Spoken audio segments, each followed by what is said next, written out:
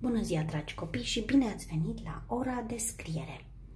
Pentru ora de astăzi aveți nevoie de caietul mic de scriere, cel cu liniuțe, o foaie albă fără linii pe care să desenați povestea mea și să exersați scrisul literei noi, creioane colorate, un creion grafic, ascuțitoare dacă aveți nevoie. Eu voi folosi pentru a scrie aici pe foaie niște carioci, deoarece în acest fel voi veți vedea mai bine. Poate vi-l amintiți din povestea trecută, de la litera E, pe acest pitic. Piticul ăsta, el este responsabil cu aprinderea luminilor din satul piticilor.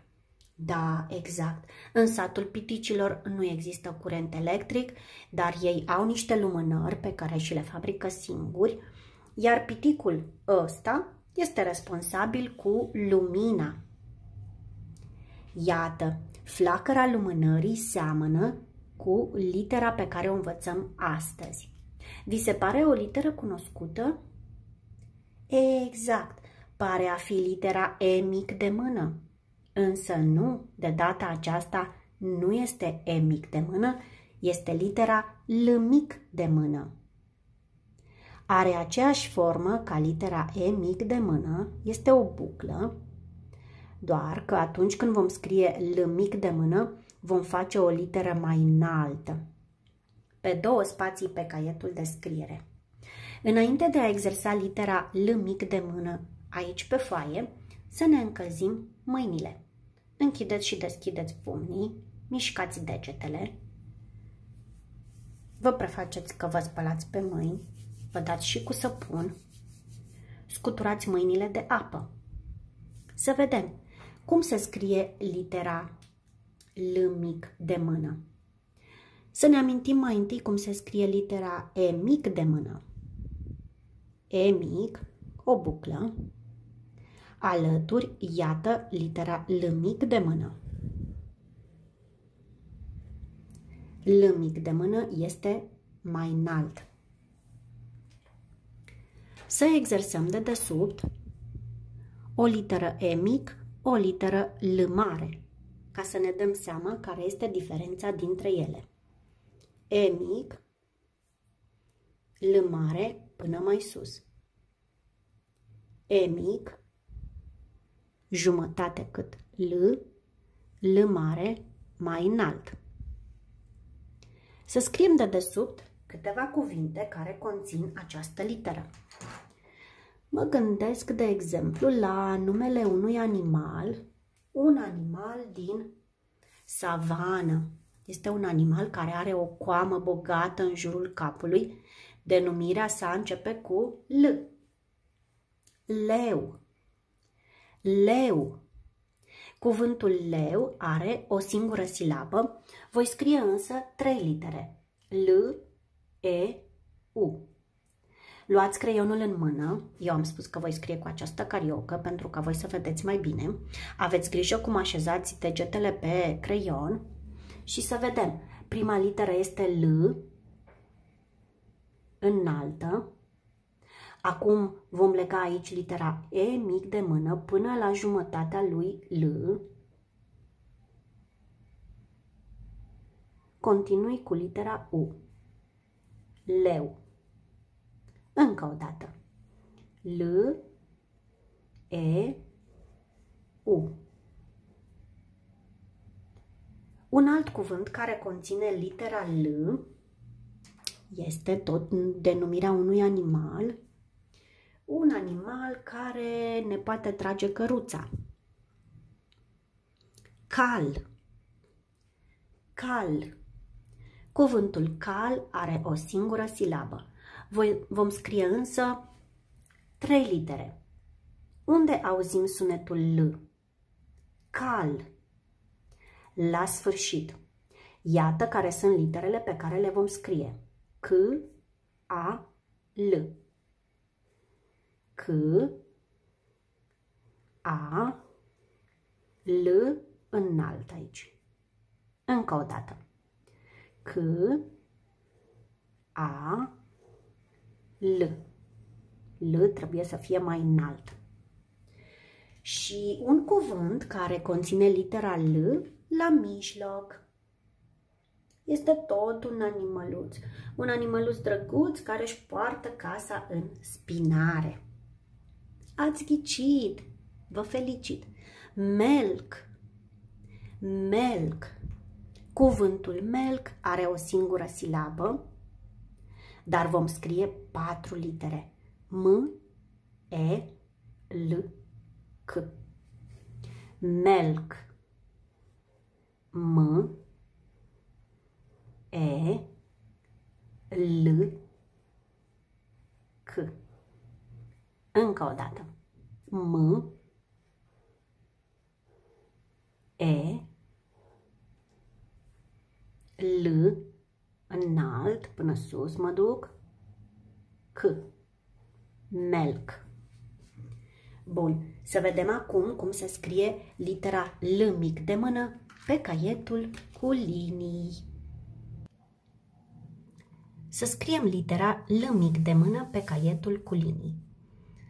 Aveți grijă să aveți un creion foarte bine ascuțit. Aveți grijă cum țineți degetele pe creion. Puneți ambele coate pe masă. Mâna stângă sprijină caietul. Dacă sunteți stângaci, atunci mâna dreaptă stă și sprijină caietul. Vom pune aici sus data. Să zicem că astăzi este 26 noiembrie 2020. La mijloc voi scrie litera L la titlu, iar de la margine să studiem cum se face. Am spus că litera L este o literă înaltă. Voi scrie aici pe E mic de mână ca să facem o comparație. Iată, E mic de mână este pe acest spațiu din mijloc. L mic de mână, deși îi spune mic, este o literă înaltă.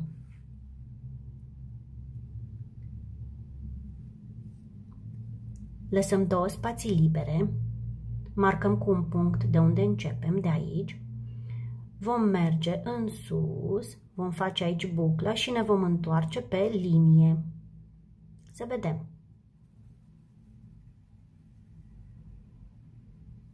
Rotunjim jos, aici vom lega următoarele litere. Încă o dată. Voi începe de aici, voi urca și mă voi întoarce pe linie.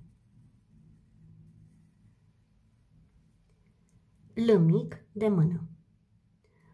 O buclă înaltă. Scrieți cu răbdare, nu vă grăbiți. Mâna voastră are nevoie de exercițiu. Pe rândul următor puteți să combinați litera L mare de mână cu litera E mic de mână și să scrieți L separat E. L mare, L mic de mână, E. Adică o buclă înaltă, o buclă scurtă. Și să vedeți cum se așează literele. Să scriem acum niște cuvinte care conțin litera L. Primul cuvânt, leu. Cuvântul leu are o singură silabă, leu. Voi scrie însă 3 litere, L, E, U. L, l-am terminat aici pe L, voi lega mai departe în spațiul următor pe E. E, U. Încă o dată, L, E, U. Lăsăm 2 spații libere, marcăm de unde începem. Următorul cuvânt este cal. Cuvântul cal are o singură silabă. Voi scrie însă 3 litere, C, A, L. Împreună ele formează această silabă pentru cuvântul cal. C, A, am terminat pe A, continui în sus cu L. Cal. 2 spații libere, Încă o dată. Cal.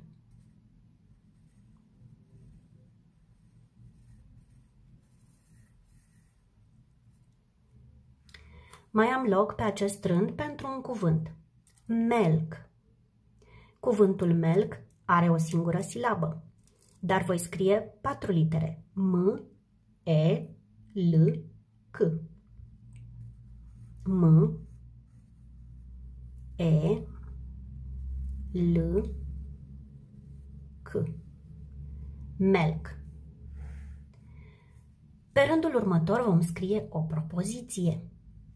Elena are o lalea. Elena are o lalea. Propoziția Elena are o lalea are 4 cuvinte. Primul cuvânt este Elena. Vom scrie cu E mare.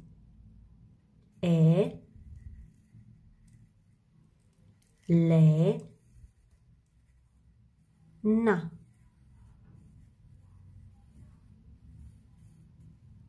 Elena, 2 spații libere. Al doilea cuvânt, are. A, Re.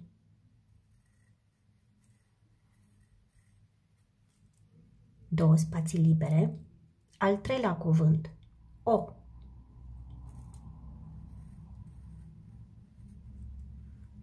Două spații libere. La, lea. La, lea. Cuvântul la, lea, al 4-lea cuvânt, are 2 silabe. Prima silabă, la.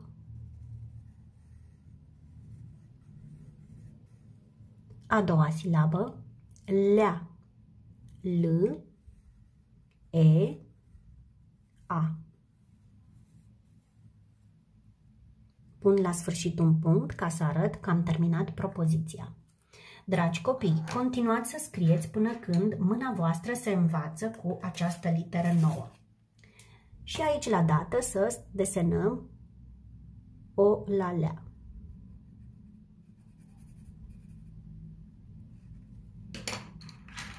Codița cu verde și niște frunze.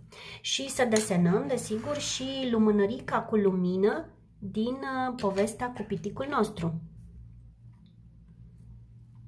Iată lumânărica, stă într-o farfurioară